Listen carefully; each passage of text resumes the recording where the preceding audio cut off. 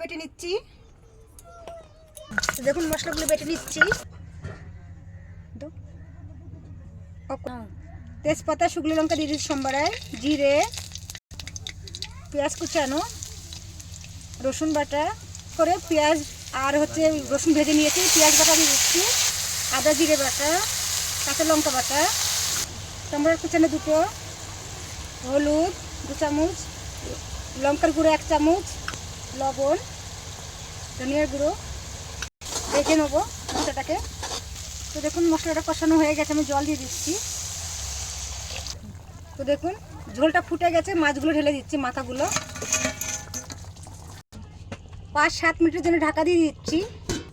তো দেখুন গরম মশলাগুলো বেটে নিচ্ছে, এখানে সব লং, এলাচ আর দারচিনি নিয়ে নিয়েছি। তো দেখুন 5-7 মিনিট হয়ে গেছে, এখানে নামিয়ে দিচ্ছি।